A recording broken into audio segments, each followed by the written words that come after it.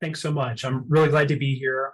So my name is Dr. Fredrick. I'm a clinical psychologist and assistant professor in the Center for ADHD at Cincinnati Children's Hospital Medical Center. And I'm really looking forward to today's webinar, which will be talking about what has now been called cognitive disengagement syndrome, previously sluggish cognitive tempo, talking about what is this and why does it matter. So just a quick kind of overview about some of our today. So I'm going to briefly talk about the change in terminology, the history of CDS and distinction from ADHD symptoms. We'll review the research showing how CDS is associated with certain outcomes and impairments. We will then discuss assessment of CDS, current evidence on medication, and discuss some ideas for interventions or treatments related to CDS. So I think it's important for us to take a step back and think about when we consider the behaviors of ADHD that typically fall into the two domains of the hyperactive impulsive behaviors and inattentive behaviors. And I want you to imagine yourself, if you're not a teacher or a school staff now, so imagine you're in a classroom, and when we think about a child who has the hyperactive impulsive symptoms, they're very evident. It's very clear. So trouble staying seated, being restless or fidgety, maybe interrupting, trouble waiting one turn. This is clear that this child is having these behaviors and causing problems in the classroom. When we imagine and consider the inattentive symptoms, trouble with task persistence or sustained attention, carelessness, trouble following multi-step directions, disorganization, this is very clear, especially as kids get older and the demands in school increase related to homework, that a teacher is able to identify and see that these children are having these behaviors. Over the past several years, that we have realized that there are a subset of children that may look like they're paying attention. They may look like they're listening. They're in their seat. They're not being overly disruptive. But internally, they're distracted. Their mind is wandering. They're lost in their thoughts. They're spacing out or zoning out. They take a longer time to respond. They feel lethargic or tired. Very clearly, when we think about the differences from the ADHD symptoms, this child may not be as easily recognized or noticeable in the classroom.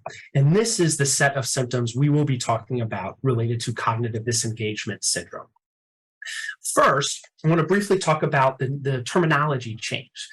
When this construct was first discovered back in the 1980s, it was called sluggish cognitive tempo for over the past several decades. And our team and other researchers and clinicians who studied this construct, worked with families, came to realize that this term is quite pejorative, offensive, derogatory. The name sluggish cognitive implies maybe a low intelligence or a cognitive delay. And we've also heard from families that many families of children who have SCT were reporting a negative reaction to this term.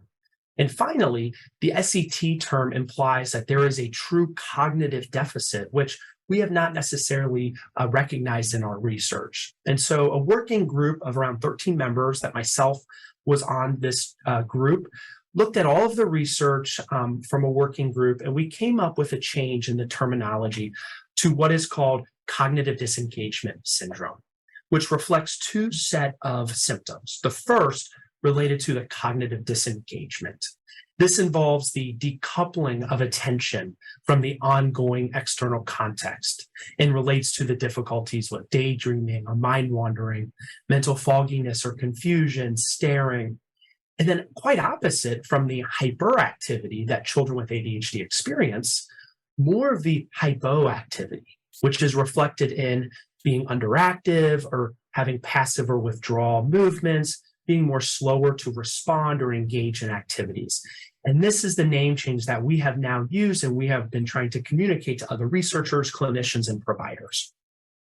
I want to briefly talk about the history of this construct, which was first recognized back in the 1960s and 1970s, where these individual symptoms of daydreaming, drowsiness, lethargy were included in rating scales for children, for parent report, teacher report, and there was some evidence that these CDS symptoms loaded with inattentive items. So they may be important for explaining children who have inattentive difficulties. Then in the 1980s, when the DSM-3 allowed the diagnosis of ADHD without hyperactivity, it was thought that maybe children who had CDS may represent a more pure or restrictive type of inattentive with fewer little hyperactive impulsive symptoms.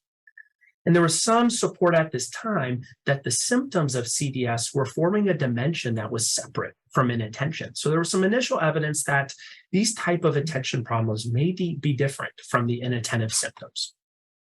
It wasn't until into the early 2000s where a few studies in large clinic samples of children who were officially diagnosed with ADHD that a distinct CDS factor emerged, where the symptoms of the daydreaming, staring, lethargy were related but quite separate from the inattentive symptoms of children with ADHD. And from there, research has really initiated over the past few decades on better understanding these symptoms and how they're related to impairments. And the research started to pick up, and which had a lot of pros and a lot of benefits. But one of the challenges was there were a number of different items and symptoms used to describe CDS, and there was no consensus on exactly what are the symptoms or what are the presentation. So I call this kind of big universe of CDS items.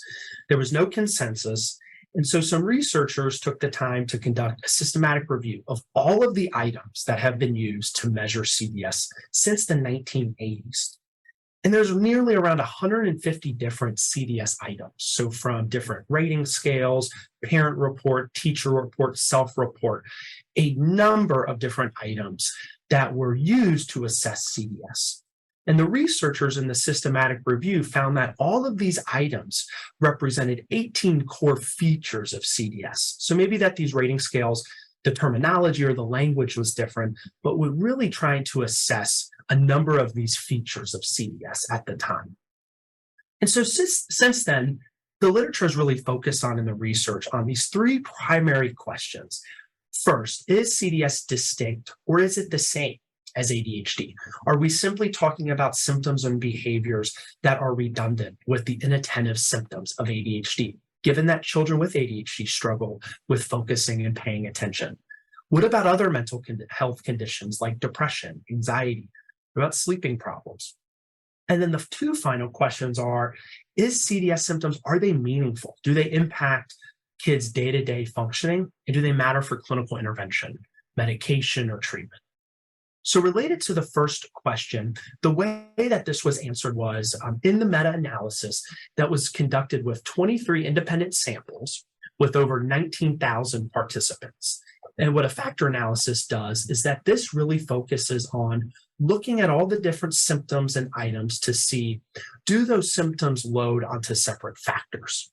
So this would allow us to say, are the items of daydreaming, mind wandering, lethargy, are they the same or different from ADHD symptoms? And in this study with, as I said, over 19,000 participants, these studies varied on the different type of CDS measure, informant, if this was parent, teacher, self-report, different age ranges, and then if this was a clinical sample of kids who already have ADHD or a community-based sample. And we look here, what I have on this screen are the findings, and this was the mean loadings, which means across all of those studies, the average loading of those items on a separate SCT factor at that time, to suggest that some of these items that were separate from the inattentive or an ADHD factor. And what was shown here was nearly 13 of the 18 possible CDS symptoms consistently loaded on a separate factor. And you can see here on the left the items related to sluggishness or tiredness, spaciness or appearing to be in a fog, daydreaminess, staring, being easily confused.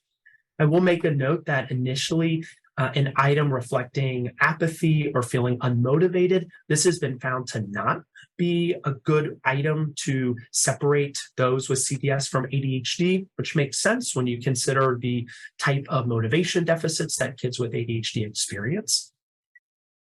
And so all in all, the CDS presentation is really reflecting those two areas that has been consistently found in the research to be separate from the inattentive symptoms of ADHD. And these can be broken down into three subdomains: the daydreaming symptoms, getting lost in one's thoughts, appearing to be lost in a fog, staring, seems to be marked by an internal distractibility, which is somewhat separate than for children who primarily have inattentive symptoms who are externally distracted or struggle with those executive functions.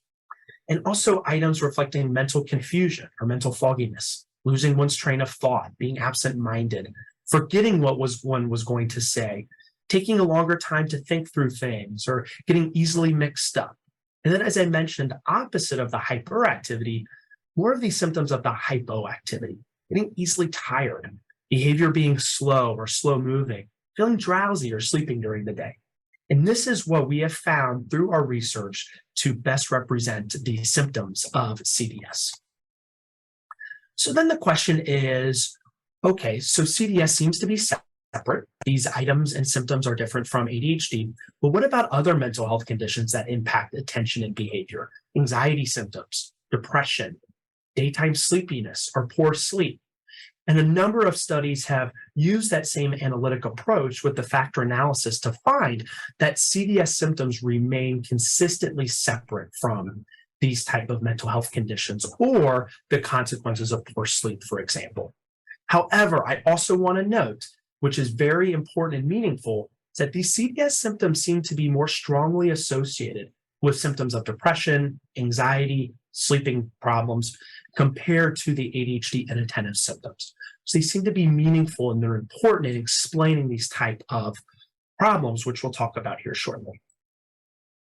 Just want to briefly talk about the etiology of CDS, which we know very, very little, which has made our research and clinical work very difficult in terms of understanding the etiology or where or how do kids develop these symptoms. And we obviously have a strong evidence base for ADHD as a neurodevelopmental genetic-based disorder. So related to CDS, there's been 3 twin samples of youth that have found modest to moderate heritability of CDS symptoms, so suggests to have a genetic component involved. There's also been a handful of studies looking at early risk factors, so children having elevated CDS if they were exposed to prenatal alcohol exposure, also being exposed to secondhand smoke or traumatic brain injury. A few studies finding that iron deficiency or thyroid hormone may be important and predictive of CDS symptoms. I want to note that many of these studies need replication and we're at the early stages. Additionally, we've been able to find that there are some important social contextual factors, such as children living in families where maybe there are lower income or lower education levels, exposed to stressors in their environment, so interpersonal trauma, peer victimization as kids get older. So one may speculate, and something that we've thought about is, what is the function of these behaviors? Might individuals with CDS engage in these behaviors as a way of coping with ongoing stress in the environment by engaging in the internal distraction as a way to cope? And I think that's an area that deserves a lot more research and attention to in the future. So far we have talked about the nature of CDS, how it's different than ADHD, how it's separate but related to other mental health conditions. Now I want to go through the research talking about the functional outcomes.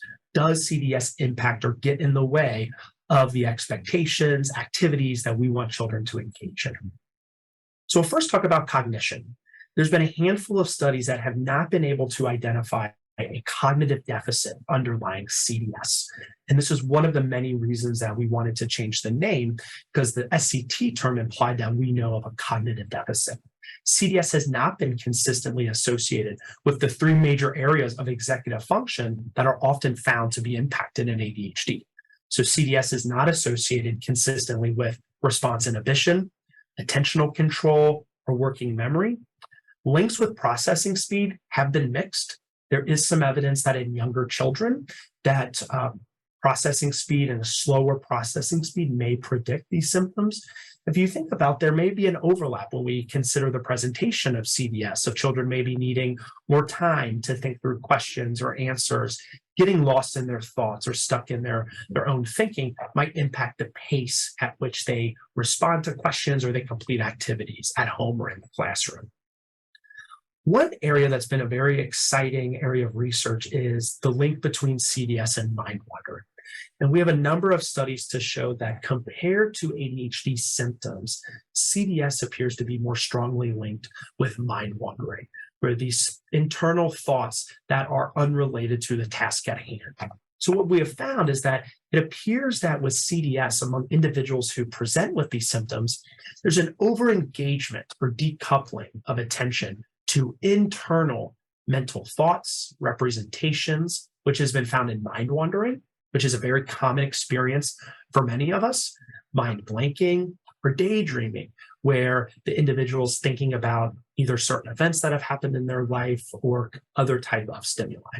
So CDS appears to be very strongly associated with those internal distractions. When we think about comorbidity and so associations with other mental health conditions, we have two nationally representative samples that were conducted in the United States based on parent report of elevations in CDS and parents reporting if their children also have a separate mental health condition. So I want to add that caveat that in these studies that these children were not thoroughly assessed through evaluations. It was primarily a parent answering yes or no if that these conditions have been diagnosed. So this might be an underestimate of the representation in the sample. But if you look at across both of these studies, the most common co-occurring disorders across have been ADHD. And we know that even though the symptoms are separate, nearly 25 to 40% of children or individuals with ADHD, primarily the inattentive presentation, will also have elevations in CDS. CDS has been found to be elevated in autistic individuals as well, anxiety, depression. And we have a few studies, not enough, that has been replicated in children with language delays or reading disorders. And so it showed that it is associated with these range of comorbid mental health conditions. One of the more striking findings that we have found is the associations with internalizing and externalizing domains. And so when I say internalizing, this reflects a domain of mental health conditions related to depression, persistent sadness, anxiety, somatic complaints. Externalizing symptoms are more disruptive behaviors, so temper loss, argumentativeness, non-compliance. What the research has found over the years is that CDS appears to be fairly associated with the internalizing symptoms, especially increasing risk of suicidal ideation. But when we consider the symptoms of ADHD, CDS is either negatively associated or unrelated to the externalizing domains. So it has a very weak association with hyperactivity, disruptive behaviors, oppositionality. You go back to one of my first slides, when we think about a child in the classroom, in our clinical work and research, these children are not getting into arguments that often or having trouble with peer relationships in the sense of their disruptive behaviors or having major temper loss. This is more of these internalizing symptoms that they're experiencing, which is quite different. We know that individuals with ADHD have associations with both internalizing and externalizing domains. So CDS may be very important for understanding the link between ADHD symptoms and these internalizing symptoms in kids. You think about academic functioning, obviously this is an area that individuals with ADHD experience difficulties in. We have a handful of studies that show that CDS symptoms are associated with lower grades or poor organization skills, lower achievement. There's been inconsistent evidence on does it impact the difference with reading, math scores, or writing abilities. One area that is really important for either families or educators on this call is what we call academic enabling behaviors. These are behaviors in the classroom that help with academic performance, taking notes, asking questions, engaging in group-based activities or participation. And CDS appears to impact those behaviors in the classroom, which we'll talk about here in a little bit, related to their social functioning. This is a very big thing to consider, is what are those type of behaviors in the classroom that may impact their academic performance. And this gets to my next slide. This is one of the most troubling findings that we have found is the different type of social function. So far we've talked about how children with cognitive disengagement are cognitively disengaged. We have now found and come to believe that these individuals may experience more social disengagement from the peer group. So we have research showing that among individuals, children, and teenagers who are elevated in CDS symptoms experience more conflicted shyness, withdrawal or isolation, poor perception of subtle social cues, so picking up on the social cues of others. For older children, experiencing more peer victimization. You think about ADHD. Individuals with ADHD may have peer problems due to trouble with self-control or socially appropriate behaviors. It appears that among individuals with CDS, this might be related to more of a passive type of peer rejection. And what I mean by that is we conducted an observational study of a group of school-aged kids who are elevated in CDS compared to school-aged kids who are not elevated. And we conducted real-time observation of their social behavior during recess. This was conducted with a number of schools in our area where we were tracking the counts and the instance of, were they engaging in play with others? Was it parallel play? Were they playing alone? Back and forth conversation. What we found was that among children elevated in CDS, they were more likely to engage in alone or parallel play. So rather than being engaged in that peer environment, we could start to think about there's possibly many reasons or factors. Maybe this is due to the internal distraction. Maybe peer interactions at recess or large group-based activities. These may be overwhelming. They're often fast-paced, children playing different activities, trying to figure out who to play with. It might be too fast for some individuals with CDS. Or maybe it relates to that co-occurring anxiety or depression. Or maybe not knowing how to initiate an interaction with others or enter a conversation. So those are really important mechanisms and factors when working with children to figure out what is causing the link with this passive rejection. Well, we consider sleep. Obviously, a lot of the symptoms of CDS, the lethargy, the tiredness, the sleepiness, seems to be associated with possibly poor sleep. And this is what we have found is even though that the symptoms are separate, so this does not appear to be primarily an outcome of poor sleep, they're associated with sleeping problems and also greater daytime sleepiness in you throughout the day.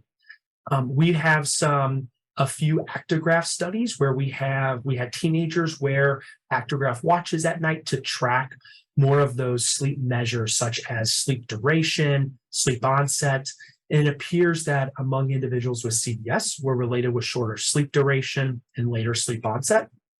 There was a study that was called a sleep restriction, sleep extension trial with teenagers where some teens were allowed to have more sleep.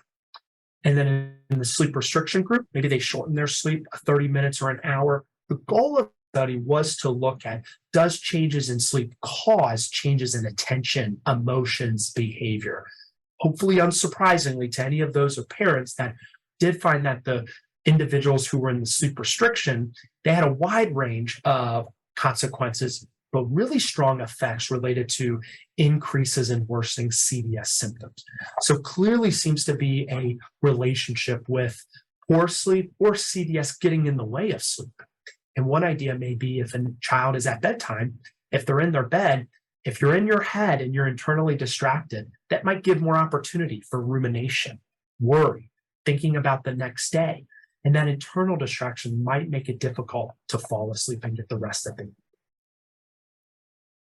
So far what I have done is I've looked at the forest. We have talked about among the population, among individuals with CDS, how does this present? How is it impactful? How is it meaningful? Hopefully, by this time in the presentation, you have a better understanding of what this looks like and how it may relate to this different type of outcomes. What's really important is to look at the individual trees. We wanted to look at what are the lived experiences of youth and families with CDS. Do families talk about CDS behaviors? Do they use their language? What have they done? Do they think it's important? And so what we did is we conducted a qualitative study. This was published in the Journal of Attention Disorders. The title of the study was My Mom Calls It Analytic. This was a qualitative study among children who all had the inattentive presentation of ADHD plus these elevations, clinical elevations, and at the time, SCT. And the focus of this interview was to really analyze and discuss how parents use language and how do they talk about SCT symptoms. And what I want to do is talk through some of the quotes. And the parents allowed us to use the quotes, and we have de-identified the names. But I wanted to go through some of the quotes that parents use to describe these CDS behaviors. And this is something that I often see in, as we'll talk about the clinic that we've started here at Children's, this language, this terminology that parents are using. So one parent said, he calls it zoned out. We will be talking to him and he starts staring out into space and he says, oh, I zoned out. What did you say? Another parent said, it's just that Charlotte's slow. That is Charlotte. We are used to it. She's got this thing going on where it almost feels like it's a mental block, where she won't allow herself to control her mind. I don't know where she is when she's not concentrating, but sometimes you can tell it looks like she's in another world. And the final quote, which I thought was so incredible, was a parent saying that the child was in the back seat, quiet for 40 minutes, and he said, I'm watching TV in my mind. So if we look at the language, zoned out, spaced out, slow, own world, we're starting to see that parents were using language to describe these behaviors that are not exclusively explained by the inattentive symptoms that are captured in the current DSM and with those symptoms right now. What about kids? So we had a few number of kids that one individual said, my mom calls it Analyte. It is this place where my imagination rests. It's like a little oasis. There's a bunch of rainbows and all my ideas for books and stories and role plays. Sounds like an amazing place that can give a wonderful amount of ideas, creativity. But we can also see that this may get in the way if the child has to focus on the task at hand. We had a child specifically then say, I love going into that world. I just want to pull myself out of it. And I had one individual say, someone asks me, like, what are you thinking about? And I don't know how to say it. And in that interview, in that interaction, the child was focused. And the child said, now, this is a great example. I can't think of what I'm trying to say. So the thoughts, kind of that absent-mindedness, trouble expressing one's thoughts. So children were identifying and using language themselves related to CDS symptoms. Now we've talked about some of the challenges and the impairments that this might cause. Now, what about strengths? May the CDS behaviors have positive benefits? And nearly 80% of children reported several strengths, such as allowing a break from daily stressors. And so we had a child say, the spacing out is kind of my thing, my favorite part, because it just gives me a small break. So we think about the daily demands that kids have with routines and homework, maybe giving them a break and helping with stress management. Parents also recognizing, and something that we have found is that children seem to have a lot more of this creativity and a wonderful imagination.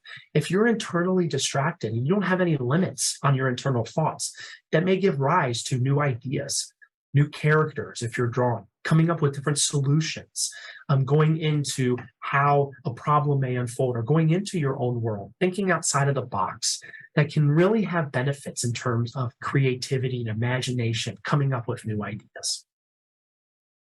One of the things we realized, very difficult to differentiate these symptoms and behaviors in an interview format.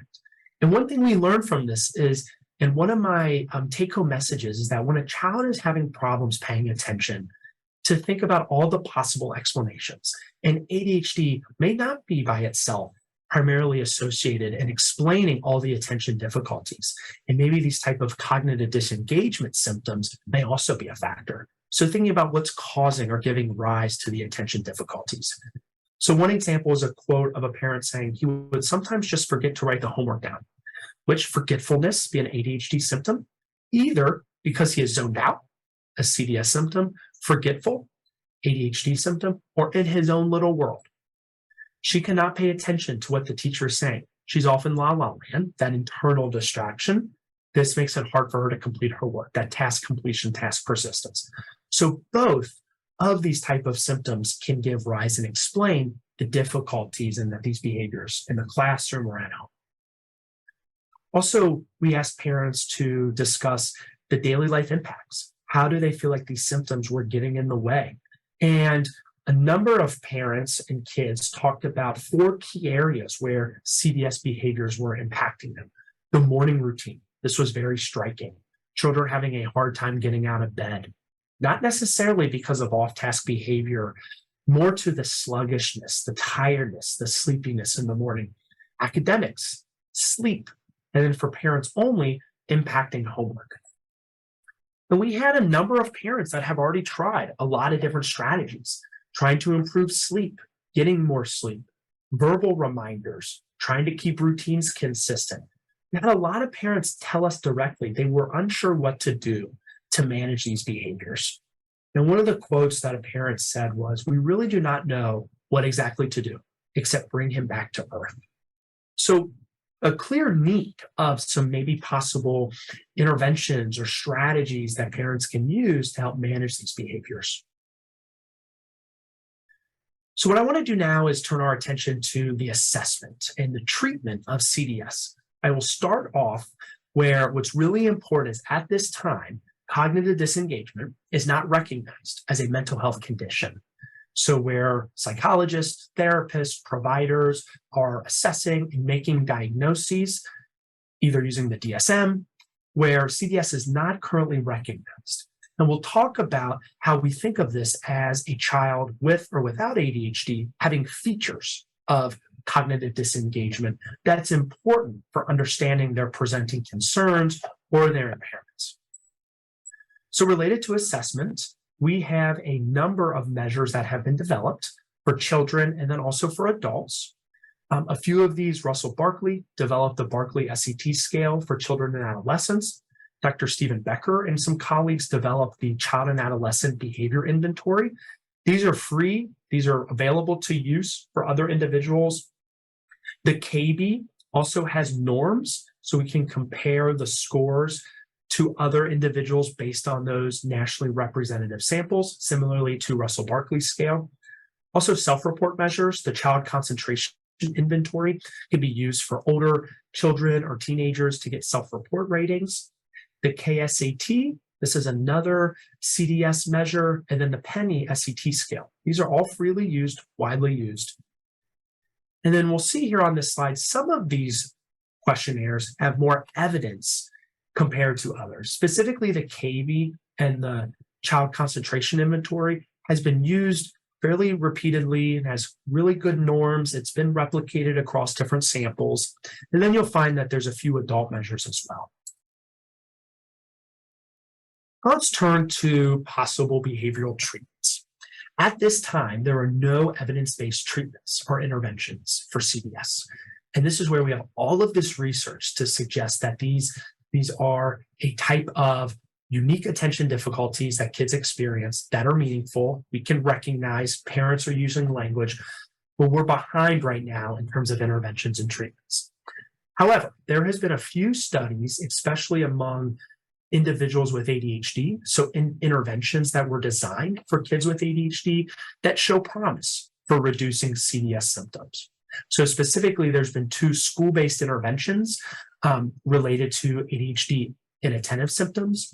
So working with parents on behavioral parent training, giving effective commands, using visuals, cues, homework routines, working with teachers on school-based accommodations or a daily report card. And then also in the final study, looking at a homework or organization skills-based training. So working on homework completion, building organization skills have been found to reduce CDS symptoms. It has been hypothesized that given that CDS is associated with more of the internalizing disorders and is associated with more passive social problems and social withdrawal, that maybe cognitive behavioral therapy or social skills interventions may be effective. When we think about how do we try to improve the social functioning of kids with ADHD, social interventions have not found a lot of evidence. And that's primarily related to the performance-based deficit of kids with ADHD.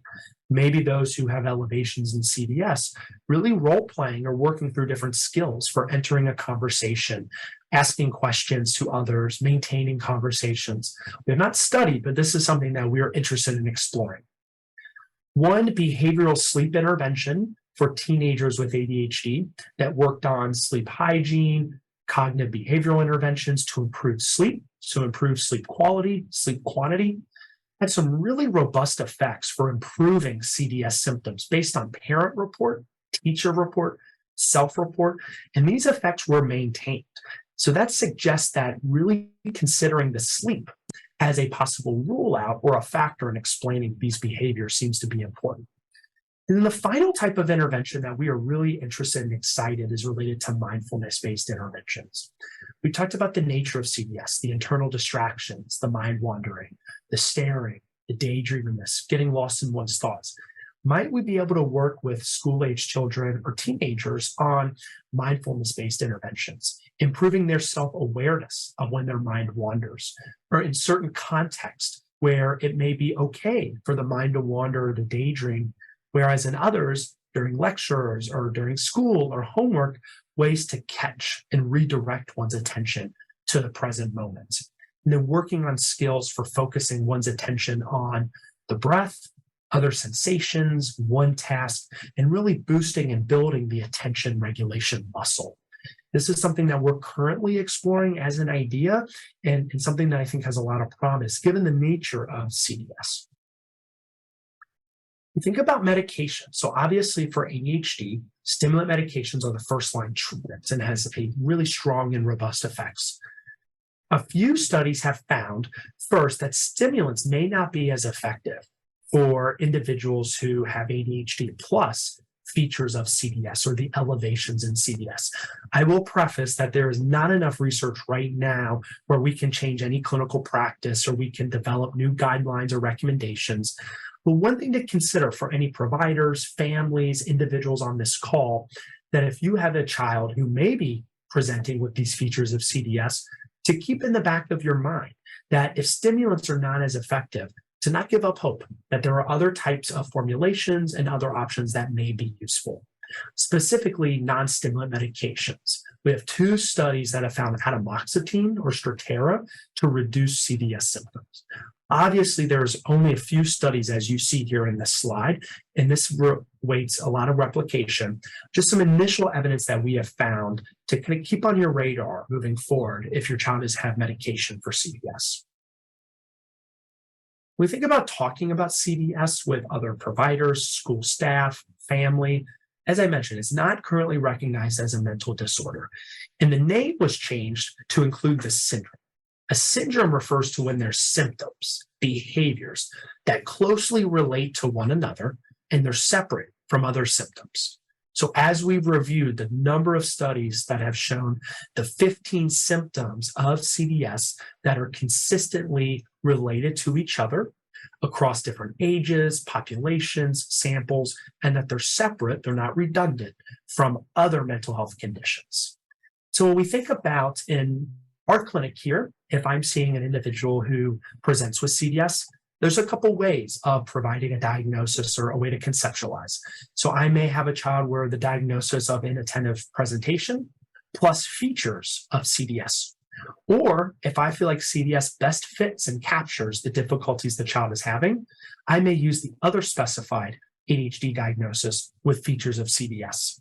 This also may be something for individuals with depression, social anxiety, generalized anxiety, where they're presenting with the features. And those features are meaningful because it explains and gives more context to the type of attention or behavior difficulties that they're having. And that is the main message that I try to communicate with other providers and teachers, is that attention difficulties look different in every single individual. And this may explain an additional or unique type of attention problems marked by more internal distraction, mental fogginess, and the hypoactive behaviors that we talked about. So we have all of this research and all of this evidence and all of these studies. We've had interviews with families to better understand their lived experiences. And what we're really focused on here is how can we create the bridge from the research to the day-to-day clinical practice. And we heard from families that they were unsure what to do. Many individuals, school staff, providers, maybe have not heard of this construct before, which makes sense given that it's not formally in the mental health tools and manuals that we use, that it's less familiar to other individuals. So what we have developed here in our ADHD center at Cincinnati Children's is a CDS service. This is a specific service that is designed to provide evaluation and treatment-based interventions for individuals who present or may present with CDS. This service is, we are also, when we provide these services, we're allowed to, through SIPACT, through telehealth or telemedicine, if you live in a state that has that is licensed through SIPAC. We're able to provide those services, and they relate to the evaluation, where we do a comprehensive evaluation to assess how and if CDS is part of the picture. So we do a comprehensive evaluation of ADHD symptoms, CDS, internalizing, other mental health conditions, and we look at their day-to-day functioning to see how we could tailor interventions. As part of the service, we develop reports for families to provide with teachers or other providers that includes information about CDS and some general recommendations and accommodations. And then finally, related to treatment, we've been using a multimodal approach. Given that we don't have any current evidence-based interventions, we're using a mix of behavioral parent training, sleep, social skills training, homework, organizational training, based on how the child's CDS is impacting them. And this is something that we're able to provide to families who maybe have already had this diagnosis or have been able to show that they have those elevations in CDS. So some general ideas based on the service. We ran the service over the past several months, and we've worked with a number of families that have been referrals from other psychologists here at Children's, outside. And our goal is to really start to come up with some more interventions to give families, other providers, school staff some tools to manage these behaviors.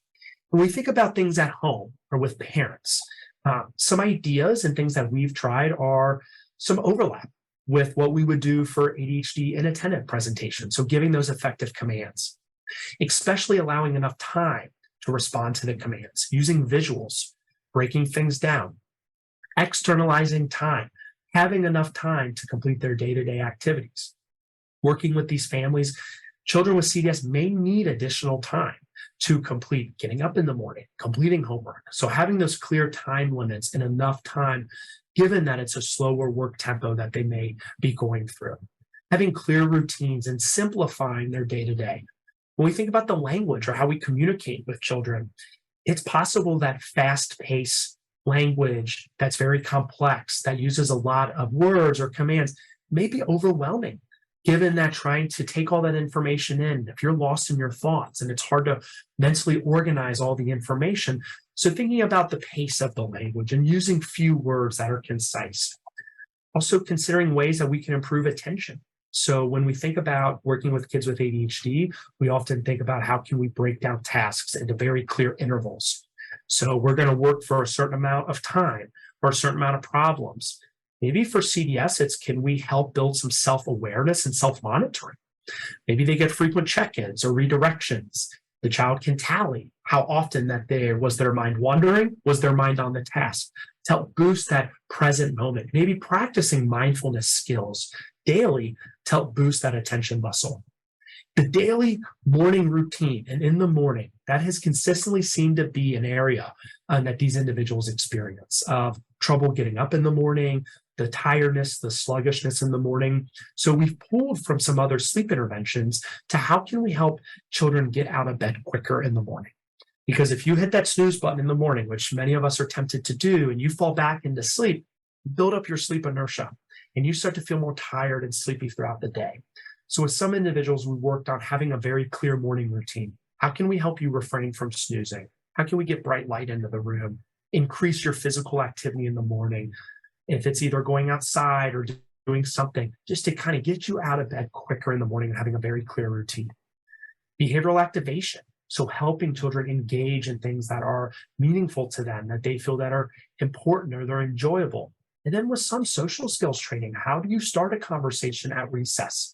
What do you do if children are talking really, really fast? And how could you help develop some cues or some signs for yourself to help other individuals kind of slow down, or asking them to give you some time to think about it, or who to play with, how to start those conversations. So you'll see here, these interventions are pulled from a number of different treatments. It's really trying to package it for the child. And when we think about when we think about school, we often talk to parents about if the child is not yet on, but thinking about a 504 plan and IEP, given the nature of their diagnosis. So if they have diagnosed with ADHD, even if it's other specified, coming up with some of those accommodations and tools. And these may be something like a daily report card. having identified goals for completing tasks by a certain time, completing work, staying on task, schedule prompts and attention checks. So having those verbal or visual cues and prompts to help the child stay in the moment. Those daily self-monitoring of distractions. So one idea maybe is for older kids, maybe they have a note card or something where they can keep track of after certain intervals of time, was their mind on the task or was it wandering, to kind of boost their awareness. Extended time on assignments, we have found, even though that this is a widely used accommodation for kids with ADHD, most of the time, extending time may inadvertently increase off-task behavior. Now that depends on the child, if this is more of a processing speed based or if it's related with that sustained attention. Now for children with CDS, extended time may be beneficial. So having those clear time limits for them, having enough time, and then attention and breaks throughout the day to help refuel that attention tank. These are some ideas of some strategies that we've considered. I just want to wrap up by an email that we received from a mother that really speaks to why we're doing this, why we developed this service, why we're talking about this on the webinar. Was a parent of a son who's 16, was with the symptoms that 100% match the symptom list for CDS. He's been diagnosed with ADHD by his pediatrician. He's tried several stimulant medications that did not help. I see my son struggle socially, academically, and in his extracurricular activities, the most important being baseball. I feel like now I'm seeing some signs of depression. Aside from these symptoms, he has every single described symptom of CDS that I've read about. I am at a loss as what to do or where to take it. One of the other main reasons that we developed our CDS service here at Children's was to be able to provide some opportunity to families to get some more specially designed support.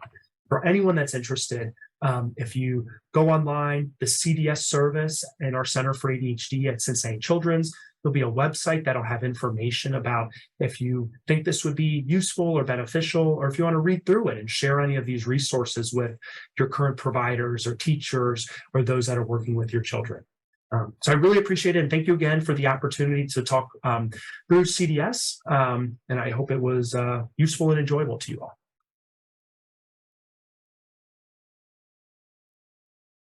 Are there any plans, or are you aware of plans for studying whether or not this is something that an adult can be diagnosed with? Oh, that's a wonderful question. Yeah, a lot of what we did talk about, given that where I work and my specialty is working with children and adolescents, it's been kind of a lot of the focus of the research and intervention. We do have that there are a number of studies that suggest that for adults who have ADHD, that CDS symptoms seem to be elevated in either a quarter or a half of individuals. That for adults, we know very little about maybe how CDS is impacting them. But I will just say anecdotally, having a number of parents that kind of identify with these type of challenges. And for those that are interested, or if any adults here are parents, if they for themselves are working with a therapist or a psychologist, I think exploring this and trying to figure out some tools to support them. As I mentioned on the assessment slide, there are two measures that are available. One is called the Adult Concentration Inventory. This is available online. These have the symptoms of CDS in adults and may give kind of some more cues or information if this is something that might be meaningful for them. What billing and F codes for insurance can be used? Yeah, great question. And this is, as I said, one of the biggest barriers has been this is not officially a diagnosis. And so it has posed some challenges. How we've done it here in our clinic, where, as I mentioned, a large percentage of children that we will see will often present and meet criteria for either inattentive presentation, anxiety, major depressive disorder. So the code, the F code, then would be the diagnosis of if it's inattentive presentation, anxiety, depression. And what I would do for purposes of communicating that information to the family moving forward with schools or providers is we write in and describe it as more of the features of CDS. Now, I have had cases where I feel like CDS best explains the attention difficulties. And in that case, for billing, I will bill the other specified ADHD or an unspecified diagnosis. And I will note either in my report or my note the features of CDS. So that's where we are now. I have no clue if this is something that will get integrated into the DSM. I do think it checks many boxes as a mental health condition. I think we maybe have too little or too many mental health conditions, and the way we do diagnosis, there are some limitations given the comorbidity. And so I think that is an area maybe we'll see more progress in the future. But for purposes of right now, thinking about it more of those features, those symptoms, those behaviors of CDS, this construct that's important to the individual. That's an excellent question. Thank you. And related, on the school side, can parents request that their child receive accommodations under a Section 504 plan or an IEP? And would that be considered maybe other health impaired, or do you know if and how they would be able to navigate that? Yes, and I will first start off and say that is such an important area, because I think teachers and educators right now is an area that I have a lot of empathy for. I think there's a lot of challenges with adequate resources and supports. And from a parent standpoint, trying to find the best and the most appropriate accommodations and supports is a process. It can be a lot. In terms of what it specific qualifies for, I would say it's probably going to vary based on the school or the school district. When we think about what how ADHD qualifies in most schools for something like a 504 plan, for a child who has ADHD plus CDS or the other specified CDS, I would believe that's a reasonable set of accommodations, since we've identified this syndrome with or without ADHD, reasonable to have some of those supports and accommodations in place. Now, obviously, with the IEP, which is going to be a little bit more intensive, it's going to depend on any other co-occurring or coexisting conditions. I think what's most important when we think about is how do we start a conversation and communication about how this looks and presents in the classroom? And what I've tried to, when I work and talk with teachers, is that these set of symptoms and difficulties may not be as recognizable. They may not be standing out. The child may look like they are on task or paying attention.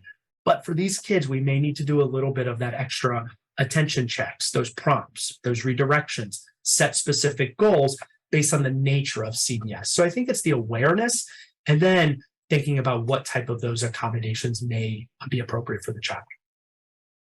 Thank you. Yeah, these are great questions. Yeah, I've got a few more coming for you. Yeah, sounds good. All right. This one, I believe, is from a provider as well. Okay. Have they noticed time blindness in groups with CDS? Yeah, it's an excellent question. I mean, obviously, with ADHD, we know that's a core deficit in terms of trouble estimating the amount of time.